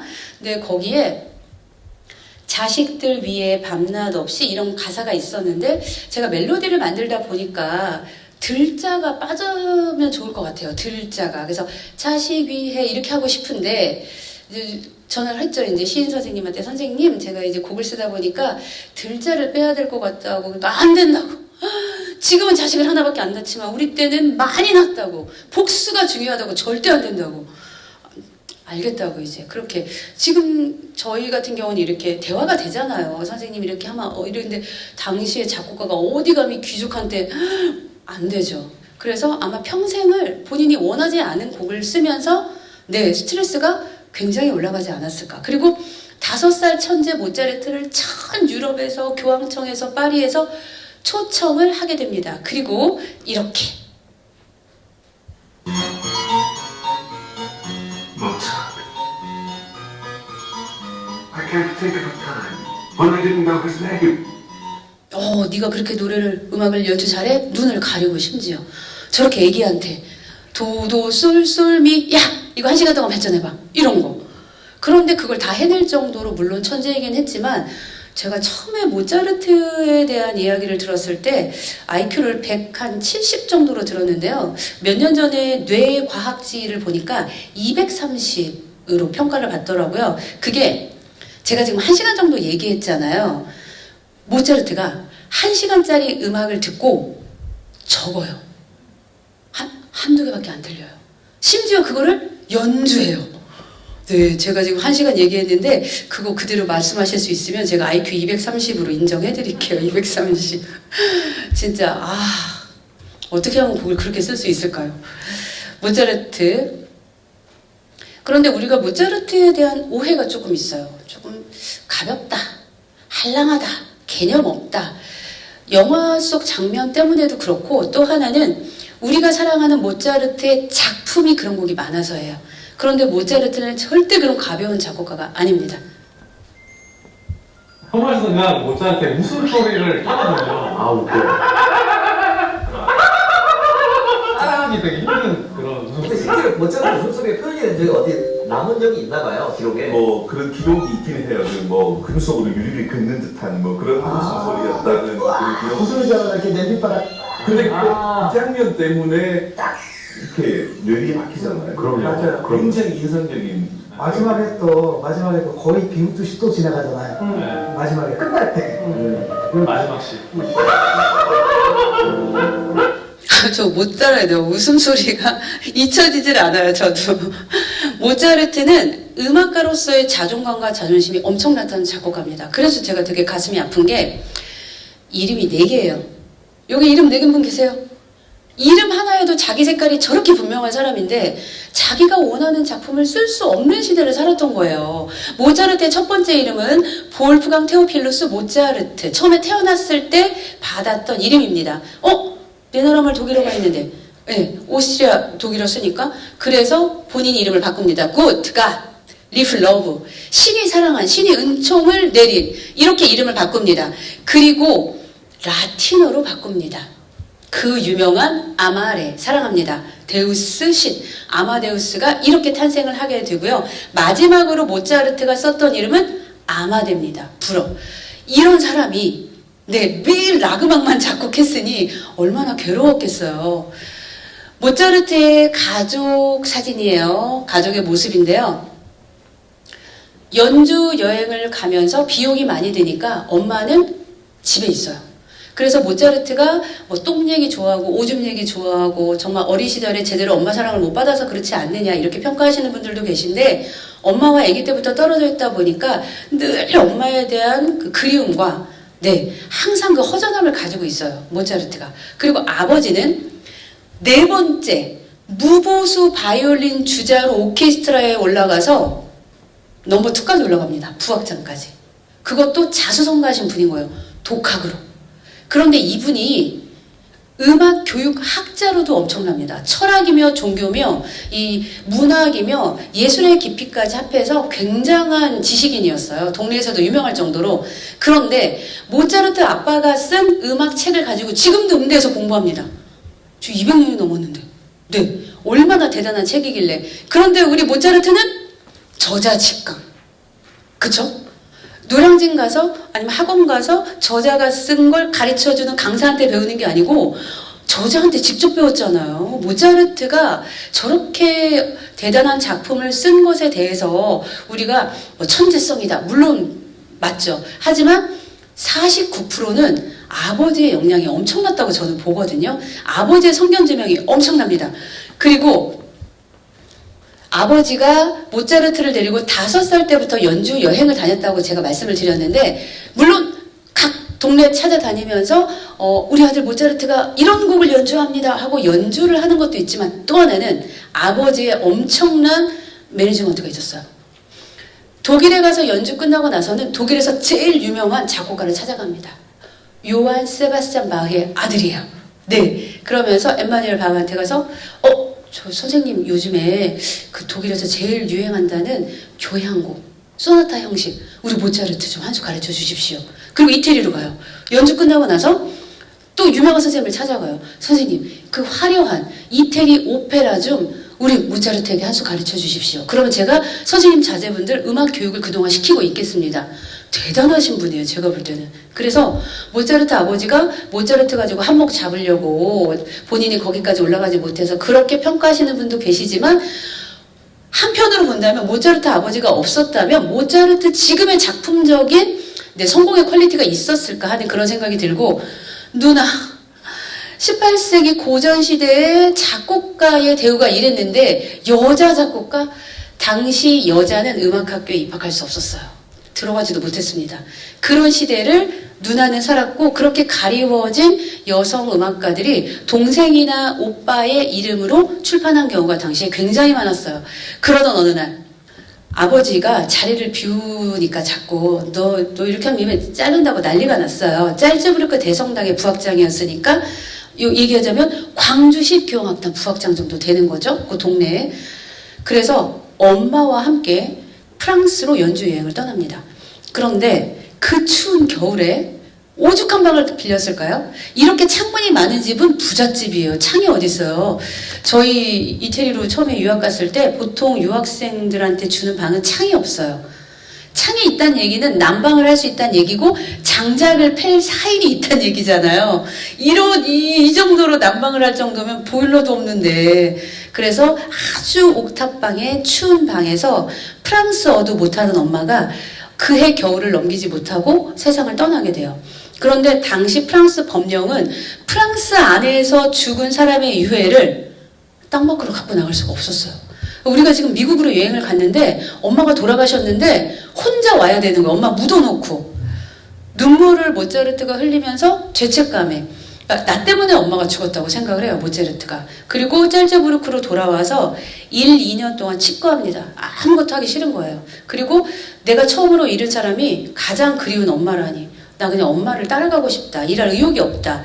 그렇게 2년 정도 지나서 엄마와 함께 프랑스에서 들었던 민요를 생각하면서 그래도 내가 엄마와 같이 들었던 음악으로 좀 의미 있게 곡을 쓰면 좋지 않을까. 그렇게 마음을 다잡고 곡을 써내려갑니다.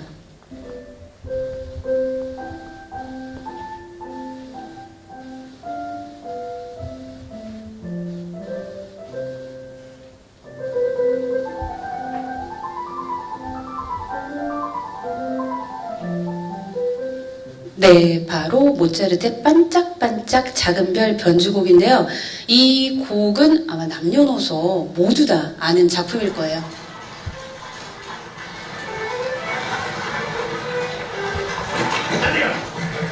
C'était interdit de toucher un violon.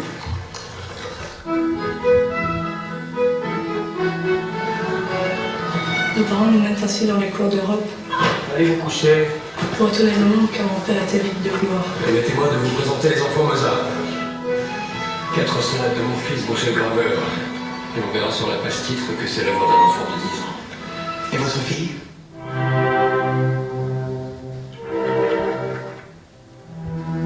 Je suis sûre que tu pourras m'aider à comprendre ce mystère. Ma pauvre chérie, c'est inaccessible à beaucoup de monde, particulièrement aux femmes. Imaginez comme nos destins eussent été différents si nous avions été des garçons. Je suis bien à l'Académie de musique. Ce n'est pas ouvert aux femmes. Combien de temps pour arriver à Londres? Il faut que tu m'aides à nous débarrasser de cette envie. Votre musique n'a cessé de me hanter depuis la première note.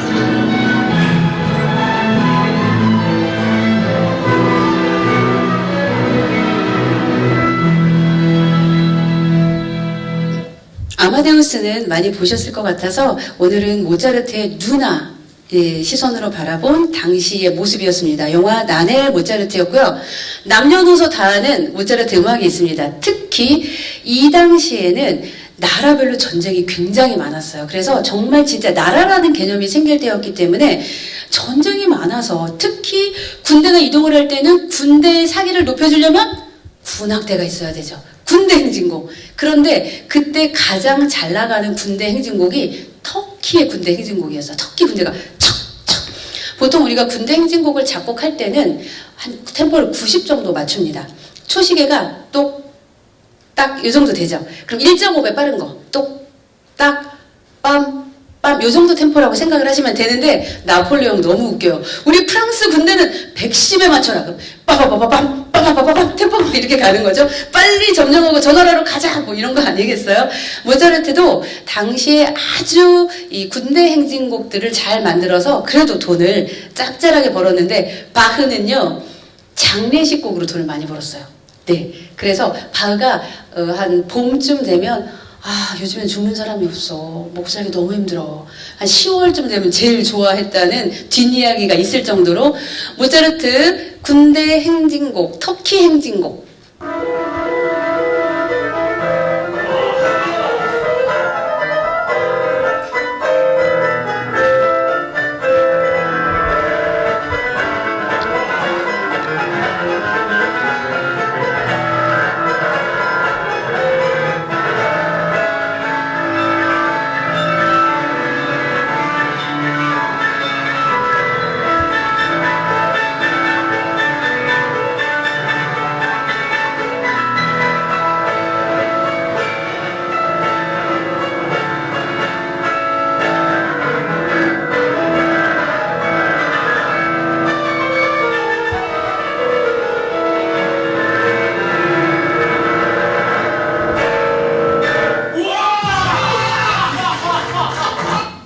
심지어 유희열 서울대 작곡가 나왔어요.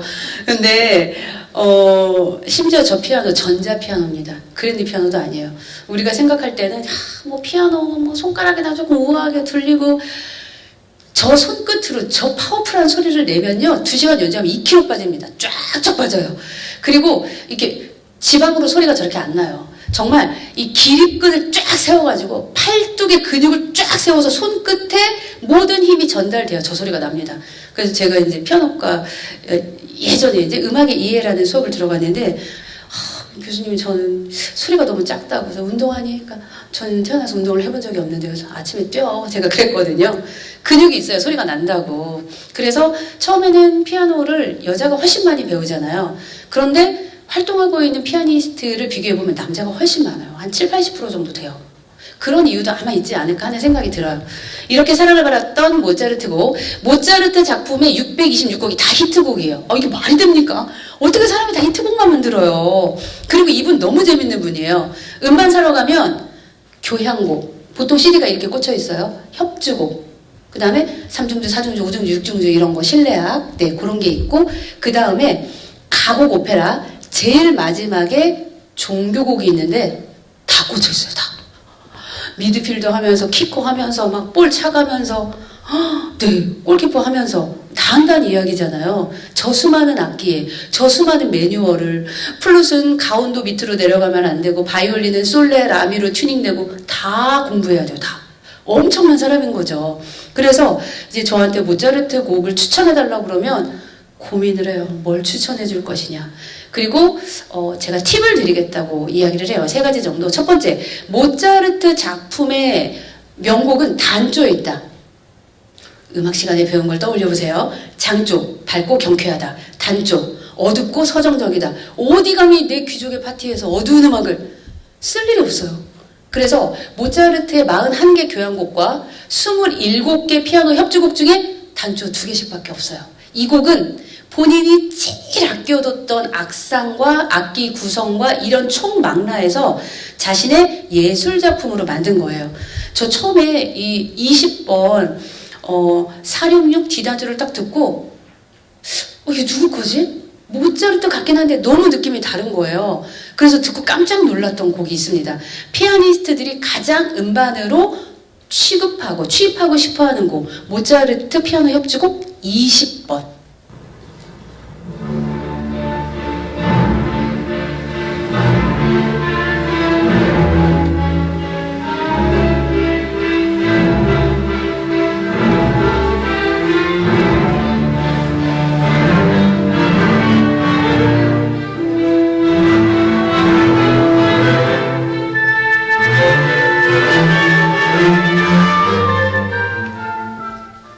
지금 이 모습을 보시게 되면 모차르트가 피아노 협주곡을 27개나 썼어요. 다른 협주곡은 뭐 바이올린이나 보면 5개 뭐 이 정도밖에 안 되는데 그 이유가 얼마나 똑똑해요. 모차르트한테 쫙 의뢰를 하면 곡도 쓰죠. 지휘도 하죠. 피아노도 치죠. 그러니까 귀족들 입장에서는 일석삼조인 거죠. 그래서 모차르트 아주 잔머리가 뛰어났다. 그리고 모차르트가 고전 시대는 또 한마디로 정리하면 제가 아까 바로크 시대는 정리를 해드렸고 고전 시대도 형식, 비율, 절제, 네, 절제해야 돼요. 형식 때문에 아무것도 못해요. 그래서 19세기가 온 거거든요. 얘기 좀 한번 들어보세요. 작곡가를 들어가게 되면 학기마다 과제곡을 써야 돼요. 그러면 2학년, 한 1학기나 2학기 때쯤 되면 고전시대 소나타 양식으로 곡을 쓰라고 되어 있거든요. 그럼 애들이 거의 휴학합니다. 형식이 얼마나 복잡한지 소나타 양식. 네, 이 소나타 양식은 보통 다악장의 곡일 때 사용을 하게 돼요. 뭐 협주곡이나 아니면 그러니까 3악장, 4악장 또는 여러 가지 악장으로 되어 있는 곡. 그래서 1악장은 소나타 형식, 2악장은 2부분 또는 3부분 자유 형식. 2악장은 형식이 제일 완화되어 있어요. 3악장, 4분의 3박자 프랑스 궁정 무곡 미뉴에트. 왈츠는 거 쓰면 안 돼요. 미뉴에트. 4악장은 다시 소나타 형식 또는 론도. 그럼 소나타 형식. 1악장부터 애들이 절망을 하는 거예요. 소나타 형식. 제15 발전부, 제음부, 3형식으로 되어 있고 제15에는 제일주제, 제2주제가 있는데 제일주제가 선율적이면 제2주제는 리듬적, 제일주제가 남성적이면 제2주제는 여성적. 두 개의 조는 5도 위로 딸림조로 전조를 해서 끝도 없어요, 법칙이. 애들 입장에서는 이제 특히 이제 모차르트 입장에서는 나는 하나 갖고도 잘 쓸 수 있는데 꼭 이렇게 대립구도를 이렇게 둬야 돼? 이렇게 꼭 이렇게 서로 대비를. 그래서 모차르트는 자신의 가장 그 음악적인 함축된 부분, 특히 모차르트가 제일 중요하게 여겼던 게 선율과 화성이거든요. 2악장에다. 그건 마음껏 써도 되잖아요. 영화를 보시다가 모차르트가 나오면 저거 2악장이야 찍으시면 90%는 맞으실 거예요. 영화 아웃 오브 아프리카 중에서 모차르트의 클라리넷 협주곡 K 넘버 622 2악장 아다지오입니다.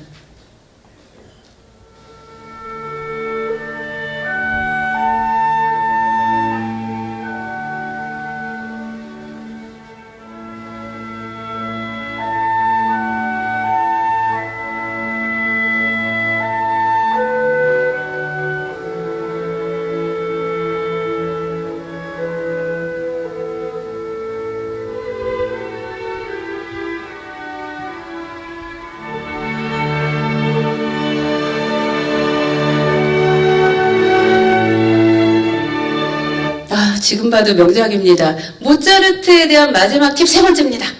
모차르트 작품에서 반드시 들어야 되는 거는 오페라예요. 오페라. 오페라에는 뭐가 있죠? 대사가 있죠. 모차르트가 꿈꾸는 세상을 물론 음악 속에 담을 수 있지만 잘못 전달될 수도 있잖아요. 그런데 대사가 있으면 정확하게 표현할 수 있죠. 그래서 모차르트가 말년에 사치 부리고 방탕하게 살다가 막 비참하게 죽었다 이렇게 막 이야기를 많이 하는데 모차르트가 말년에 힘들어진 이유는 더 이상 귀족이 원하는 작품을 쓰지 않겠다고 선언하면서부터입니다. 기득권층의 도덕적인 타락을 비판하는 오페라를 쓰기 시작해요. 돈 조반니. 2,000명의 여자들이랑 바람핀, 심지어 신하의 아내까지. 귀족들이 볼 때 이거 내 얘긴데요. 그쵸? 불편하죠. 그래서 모차르트의 이 말년으로 넘어가는 오페라 작품들 중에서 비엔나에서 초연한 작품이 거의 없어요. 다 쫓겨나요. 상영 금지! 안 돼! 바꿔! 내용 바꿔! 제목 바꿔! 이렇게. 심지어 피가로의 결혼은 어마어마합니다. 대놓고는 아니지만 초야권 이야기예요.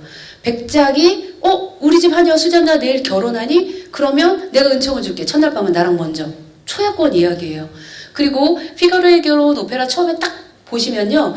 이제 피가로가 한치, 두치, 세치, 네치 이렇게 막 자를 재면서 이제 신혼방을 꾸며요. 수잔나랑 결혼할 생각을 하고 그러면서 야, 너 얼마나 좋냐고. 뭐가 그렇게 좋은데 수잔나가 아니 우리 백작 부인이랑 백작방이 가까우니까 밤에 불러도 바로 심부름 갈 수 있잖아. 세 걸음 네 걸음만 가면 되는데 그랬더니 수잔나가 딱 쳐다보면서 백작이 나를 덮치는데도 세 걸음이야. 딱 이렇게 이야기하거든요. 그래서 당시에 보면 백작 부인 방이 있고 백작 방이 있으면 가운데가 여자 하녀방이었어요. 그리고 백작한테 뚫려 있어요. 이렇게 문이. 그랬기 때문에 당시 귀족들은 암암리에 저렇게 비도덕적으로 생활을 했는데 저걸 막 오페라에다 올리니까 민망하고 상영 금지. 안 돼. 그리고 제 레슨 우리 딸 레슨 끊어버려. 작품도 쟤한테 의뢰하지 마. 굶어 죽을 수밖에 없잖아요. 그리고 또 모차르트 오페라가 대단한 점은 이 전까지는요 귀족만 있어요. 영웅. 그리고 나머지 우리 일반 시민들은 군중. 그런데 모차르트 오페라에는 수잔나 하녀도 나오고 또 음악 선생님도 나오고 의사도 나오고 평등을 향한 강한 신념이 무대 위에 있는 거예요. 인간은 누구나 존엄해. 평등할 수 있어. 이렇게. 그래서 모차르트의 작품은 대단히 중요하고 또 수많은 작품 중에서 모차르트 그러면 귀족들이 다 이제 등 떠밀고 이제 다 떠났어요. 어떻게 무대에 올려요? 대단한 사람이에요. 크라우드 펀딩을 실행합니다. 크라우드 펀딩의 역사를 얘기할 때 모차르트가 항상 들어가는데요. 그래? 1,000만 원 되는데 귀족들한테 못 받으니까 그거를 100명, 1,000명씩 이렇게 나눠서 10,000원씩 받아서 이렇게 그렇게 해서 모차르트가 176명의 투자자를 2년 동안 모읍니다. 그리고 그들의 이름을 악보에 새겨줘요. 우리 할아버지가 막 피가로의 결혼 악보 딱 열면 이름이 쫙 있는 거죠. 그러니까 엄청난 일을 모차르트가 당시 했고 그 이후 베토벤도 이 선주문 후공연을 따라했어요. 수많은 음악가들이. 그렇게 탄생한 모차르트 작품 중에 K 넘버 620. 모차르트가 세상을 떠나기 6번째 전곡이구나. 이렇게 생각을 하시면 될 것 같아요. 이 작품은 모차르트 시대의 뮤지컬입니다. 뮤지컬과 오페라 차이점이 뭘까요? 신성우가 나오면 뮤지컬? 오케스트라가 반주하면 뮤지컬? 네. 지금은 사실 그런 경계가 거의 허물어져 있고요. 가장 근본적으로 이야기를 한다면 오페라? 가수. 뮤지컬? 배우. 끝. 네. 오페라는 모든 극이 음악으로 연결되어 있어요. 앞을 보고 노래하면서 지금 나의 감정과 어떤 스토리를 이야기하면 아리아. 자기들끼리 마주보면서 막 얘기하는데 노래를 한다 그러면 레치타티브구나. 지금 무슨 상황을 대사를 음악을 넣어서 멜로디로 이야기하는구나. 그런데 모차르트가 뮤지컬처럼 대사를 넣은 거예요. 당시에. 왜 그랬겠어요? 전달하고 싶은 메시지가 있었던 거죠. 음악 때문에 흘려가지 않도록. 그렇게 해서 엄청난 오페라 마술피리가 나옵니다. 소세지 굽는 냄새가 진동하는 서민극장에서 개봉을 하고요. 2막 짧게 귀족들이나 5시간, 6시간씩 공연 보죠. 일반 대중 시민들은 빨리 보고 힐링 받고 나가서도 일하고 그래야 되잖아요. 이렇게 모차르트의 엄청난 작품, 특히나 이 오페라 중에서 최고로 인기 있는 아리아가 지옥의 복수심이 내 마음속에 불타오르고 따라 막 절규하는 아리아인데요. 일명 밤의 여왕의 아리아. 그런데 이 명품 아리아가 장모님의 잔소리에서 착안했다고 합니다.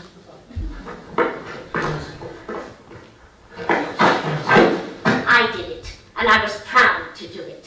Leave, I said, right away. Clear out and take the child with you. Here's the money. Go to the spa and get your health back. I was shocked to my foundation when I saw her.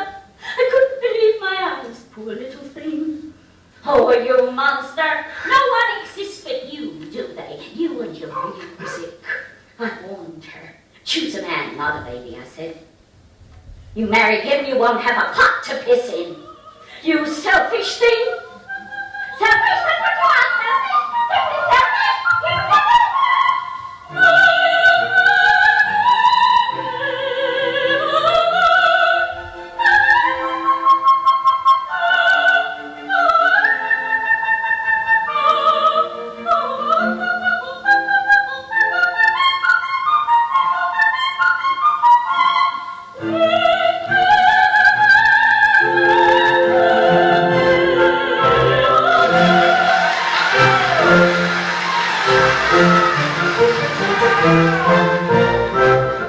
그리고 1990년대 엄청난 영화가 등장을 하게 되죠. 영화 쇼생크 탈출에서 모차르트의 피가로의 결혼 속에 산들바람은 부드럽게 불고, 네, 수잔나와 또 우리 마님 백작 부인이 같이 부르는 이중창의 노래가 등장하게 되는데요.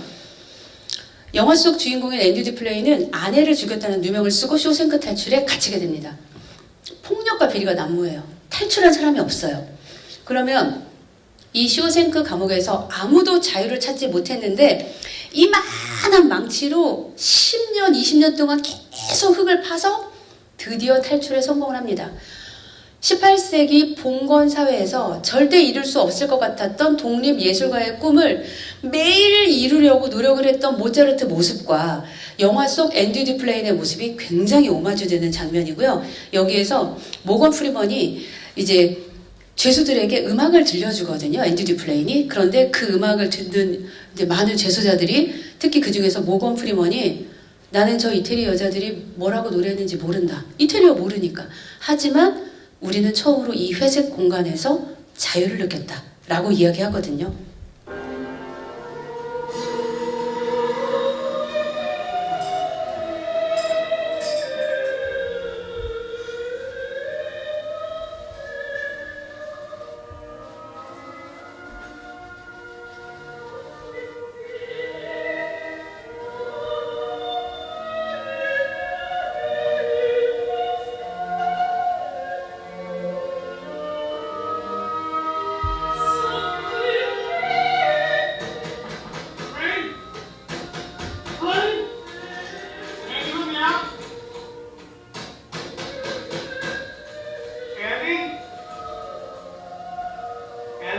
I have no idea to this day what those two Italian ladies were singing about. Truth is, I don't want to know. Some things are best left unsaid. I like to think they were singing about something so beautiful it can't be expressed in words, and makes your heart ache because of it. I tell you, those voices soared, higher and farther than anybody in a great place dares to dream. It was like some beautiful bird flapped into our drab little cage and made those walls dissolve away. And for the briefest of moments, every last man in Shawshank felt free. 네, 아마도 이렇게 수많은 작품들을 남긴 모차르트의 노력이 있었기 때문에 드디어 최초의 프리랜서로 성공한 베토벤이 등장하게 됩니다. 베토벤은 최초로 성공한 프리랜서로서 스타 작곡가로 발돋움을 하게 되고 19세기 낭만의 문을 차고 들어갑니다. 베토벤이 1827년에 세상을 떠났는데 보통 음악사적으로 낭만 시대를 어떤 평론가들은 한 1810년으로 보고 또 1820년으로 보는 평론가들도 있는데 대략 19세기 초반 베토벤의 말년 작품들을 보면 거의 고전시대 작품이라고 보기 굉장히 어려운데요. 베토벤은 관객동원 1위. 만약에 이번 공연 망하게 되면 괜찮아 다음 공연 베토벤 하면 돼 이럴 정도로 흥행 만점 작곡가예요. 그리고 관객들만 좋아하는 작곡가가 아니라 음악가들도 너무나 사랑하는 작곡가입니다. 존경하고. 그래서 이 두 가지를 잡기가 쉽지 않은데 BBC 선정 151명의 유명한 지휘자들이 뽑은 위대한 교향곡 20위권에 베토벤 곡이 무려 5곡이나 들어있습니다. 9개 교향곡 중에 5개가 베토벤 거예요. 특히 제가 오늘 소개시켜드리고 싶은 작품은 베토벤의 교향곡 7번입니다. 7번이 영화 속 킹스 스피치에 등장하게 되는데요.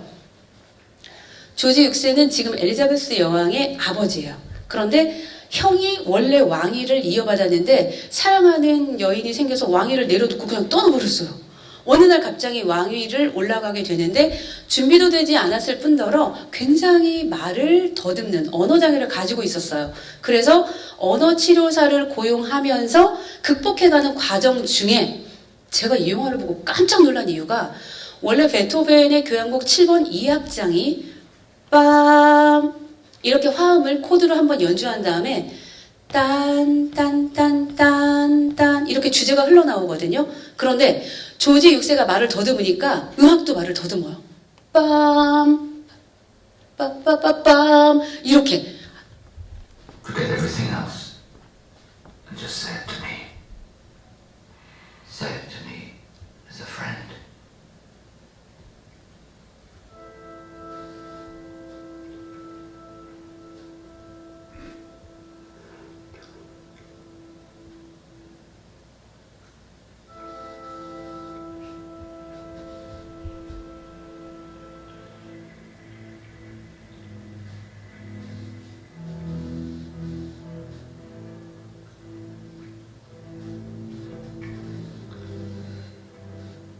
In this grave,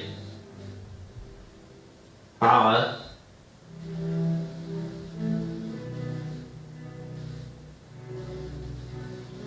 perhaps the most fateful in our history,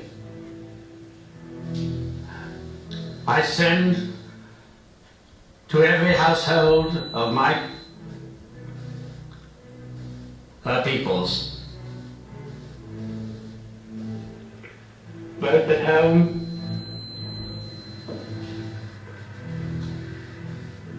and overseas. 악성 베토벤, 음악의 성인. 아니 도대체 얼마나 대단하길래 별명이 음악의 성인일까 하는 궁금증이 드는데요. 베토벤 명언 제조기입니다. 저도 베토벤 너무 좋아하는데요. 나는 작곡하고 너희는 지불한다. 베토벤이 한 말이에요. 니네가 나한테 곡을 쓰라고 의뢰해서 행사용 음악을 납품한 게 아니라 내가 떠오르는 악상으로 곡을 쓰고 판다요. 판다. 사가라. 완전히 이 발상 자체가 달라진 거죠. 이렇게 베토벤의 인생을 한번 같이 보면 일단 아버지. 모차르트의 놀란 귀족들은 베토벤에 놀라지 않아요. 베토벤의 천재성의 아버지가 모차르트처럼 이렇게 키우면 되겠다 이렇게 생각을 했지만 그래서 굉장히 가혹하게 연습을 시킵니다. 문을 안 하고 밖을 바꿔요. 문고리를 밖에서 잠그는 거죠. 베토벤이 예전에는 전기불이 없었으니까 피아노의 촛대를 꺼내서 손등을 찍으려고 이렇게 손이 망가지면 피아노 연습을 안 해도 되니까 이제 아기가 눈물을 흘린 걸 본 동네 사람들이 증언한 게 굉장히 많을 정도로 그럼에도 불구하고 음악을 그만두지 않았어요. 아빠가 정말 학대에 가까울 정도로 그렇게 연습을 시켰는데 문을 걸어 잠그고서 밖에서 들어서 마음에 들면 문 열어주고 밥도 주고 아빠가 그랬거든요. 심지어 나이도 속여요. 6살에 천자문 떼는 거하고 8살에 떼는 거 다르죠. 그래서 우리 아들 모차르트가 소나타를 작곡했습니다. 6살입니다. 근데 베토벤이 이제 8살이었던 거죠. 그래서 베토벤이 본인 나이를 40살에 알아요. 42살임을. 그럴 정도로 아버지. 그리고 또 하나는 아버지가 자기게 베토벤 갖고 흥행이 안 되니까 속이 상해서 한 잔, 2잔 마시다 보니까 알코올 중독에 빠지셨어요. 출근을 못 하셔요. 이렇게 주무시느라고. 엄마는 아파요. 아빠는 출근을 못 해요. 그래서 베토벤이 아빠의 악기를 메고 대신 출근을 해요. 베토벤의 최종 학력은 초등학교 중퇴. 네, 학교 대신 아빠의 직장으로. 그래서 일당을 받아오고. 그럼에도 불구하고 베토벤 그만두지 않았어요. 소년가장. 초등학교 중퇴임에도 베토벤을 무식하다고 아무도 이야기하지 않아요. 베토벤은 평생 공부했어요. 평생. 지금 이 시간에, 이 저녁 시간에 집에 누워서 재밌게 드라마 볼 수 있는 시간에 와서 앉아 계시잖아요. 베토벤이 그랬어요. 월요 철학 모임, 화요 문학 모임, 수요 종교 모임 이렇게 쫓아다니면서 모임을 했고 그리고 거기서 만난 현인들과 대화하고 괴테한테 책을 읽은 걸 가지고 선생님이 저 이렇게 해석했는데 선생님 의견 맞습니까? 이렇게 이야기하기도 하고 그렇게 자신의 그리고 독서광이었어요. 베토벤이 굉장한 독서광이었어요. 이렇게 베토벤은 이 모든 게 다 나한테 불행해요. 그런데 가장 행복한 시간이 음악을 듣는 시간이에요. 그런데 귀가 안 들려요. 너무 슬프지 않나요? 신이 그것도 안 준 거예요. 베토벤한테 20대 중반이 넘어가면서부터 서서히 귀에 문제가 생깁니다. 그래서 아까 요게 베토벤의 보청기, 정식 이름은 귀 트럼펫. 네, 메트로놈 요 메트로놈 만든 멜첼이라는 친구가 만들어 준 거예요. 베토벤의 보청기. 그리고 요 밑에는 베토벤이 대화할 때 들을 수가 없으니까 이제 노트에다가 적어달라고 얘기하면 그걸 보고 대화를 한 거죠. 그래서 베토벤의 필담 노트가 600권 중에 지금 137권 정도 남아 있어요. 너무 슬프죠.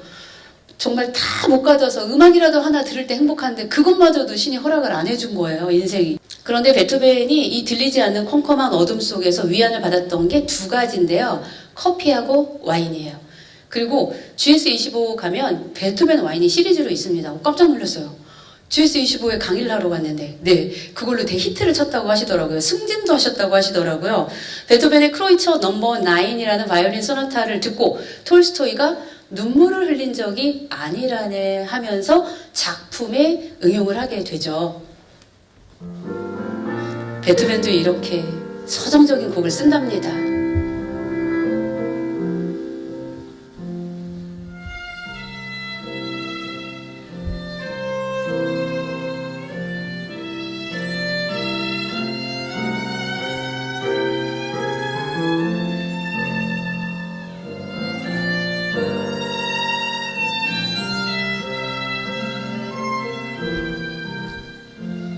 네, 그리고 베토벤이 너무 기병이 심해져서 의사 선생님이 요양 안 하면 큰일 납니다, 선생님. 그래서 하일리겐슈타트로 요양을 떠납니다. 그리고 죽어야 되나, 음악도 들을 수 없고 나 뭐 해야 되나 이렇게 고민 끝에 동생에게 편지를 써내라고 합니다. 그래도 내가 그러면 안 되지 마음을 다다듬고 귀가 들리지 않는다는 슬픔은 얼마나 가혹한 일인지 귀가 먹었으니 크게 이야기해달라고 말할 수 없었다.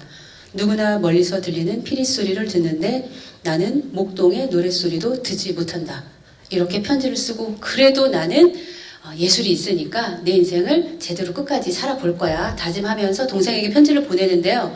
이 모습은 들리지 않아서 베토벤이 머리를 피아노에 대고 울림으로 느끼는 거예요. 베토벤의 피아노 소나타 14번 월광 1악장.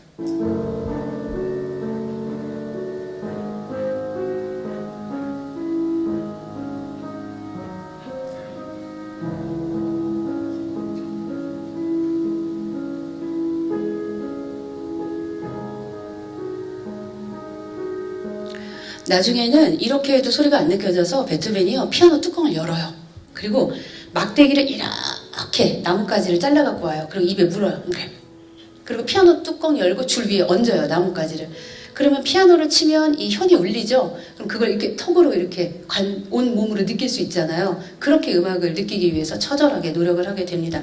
여기서 대단한 점. 아까 제가 1악장은 소나타 형식이라고 말씀을 드렸는데 그냥 소나타 형식이 아니에요. 빠른. 그런데 지금 이 곡은 느린.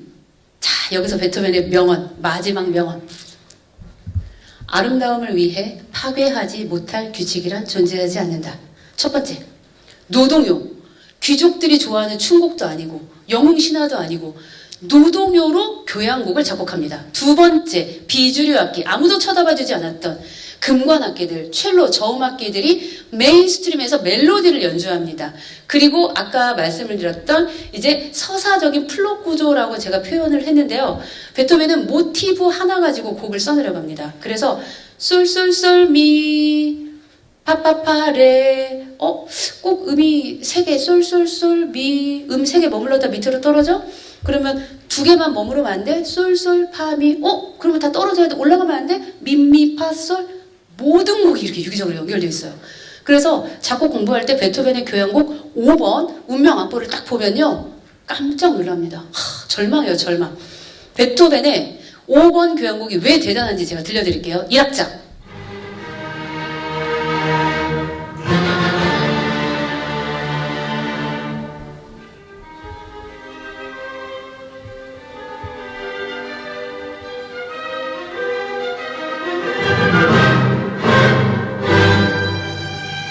이 곡이 처음 연주되고 난리가 났어요. 평론가들이랑 귀족들이 저런 천박한 곡은 다시 나오면 안 된다.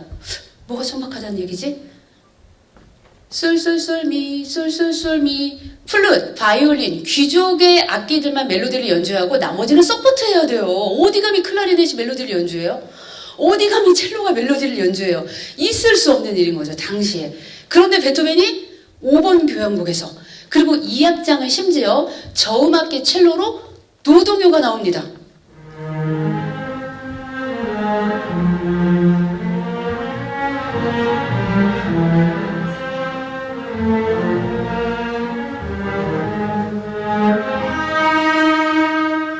그리고 3악장에서는 금관 악기들이 총 출동합니다.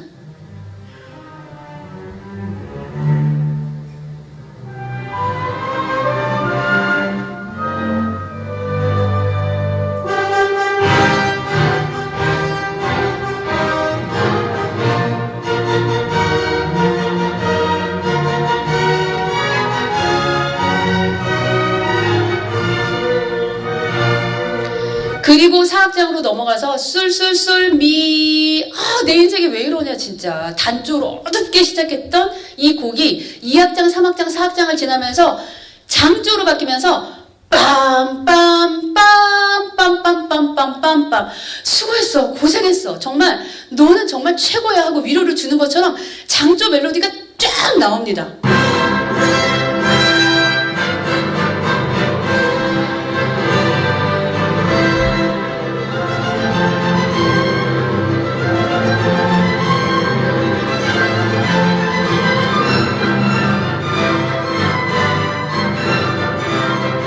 네, 형식과 시대를 넘어서 자신만의 정확한 도전 정신으로 음악을 만들었던 베토벤의 마지막 곡, 세상에서 가장 아름다운 엔딩 1분으로 꼽히는 20대의 시를 읽고 30년 동안 고민해서 50대에 완성한 베를린 장벽이 무너졌을 때 연주됐던 바로 그 곡입니다. 베토벤의 교향곡 9번 합창 마지막 피날레 1분 마지막 곡으로 감상하시겠습니다.